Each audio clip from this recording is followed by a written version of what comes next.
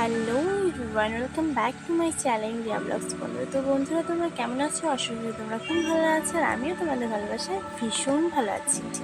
আজকে তোমাদের জন্য নিয়ে চলে এসেছি আরেকটা নতুন ভিডিও।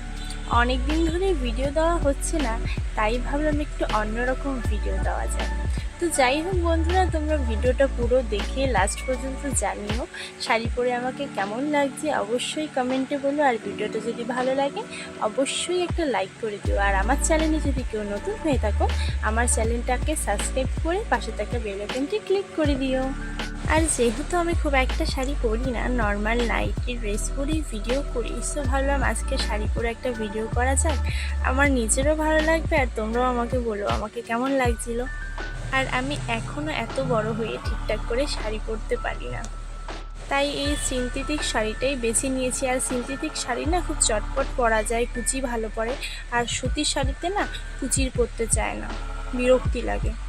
আর আমার কাছে যেহেতু ম্যাচিং ব্লাউজ ছিল না, সো আমি এই যে রেড কালার টপটা দেখছো, এটার সাথে এটাই পরে নিয়েছি। কারণ আমি যেহেতু শাড়ি পরি না, আমার শাড়ির সামন ব্লাউজ নেই, সেই জন্য আর ব্লাউজ ম্যাচিং করতে পারিনি। তো বন্ধুরা, তোমরা ভিডিওটা দেখতে থাকো, কেমন লাগলো অবশ্যই আমাকে কমেন্টে জানাবে।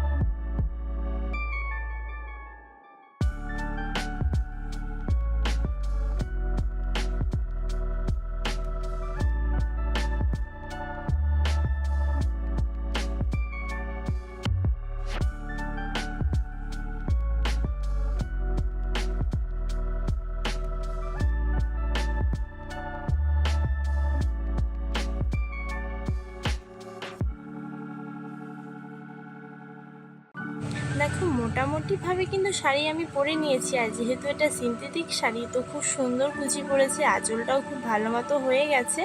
খুব একটা খারাপ লাগছিল না আমার কাছে। তোমাদের কেমন লাগছে অবশ্যই জানিও।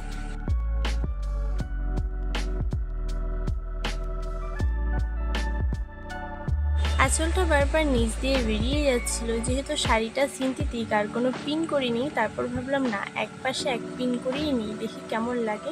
এটা তো খুব একটা খারাপ লাগছিল না। তারপর ভাবলাম খোপাটা ভালো লাগছে না, চুলটা খুলেই ফেলি।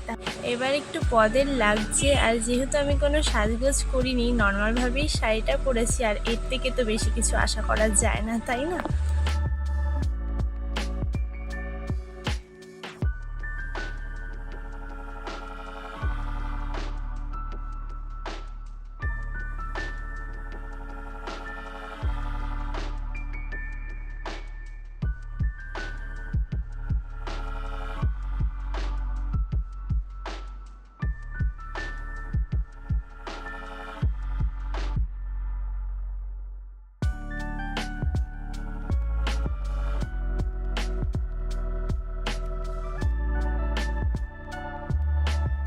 তো বন্ধুরা, আজকের ভিডিওটা এইটুকুনি ছিল। ভিডিওটা যদি ভালো লাগে অবশ্যই একটা লাইক করে দিও। দেখা হবে নেক্সট কোনো ভালো একটা ব্লগে। ততদিনের জন্য টাটা, বাই।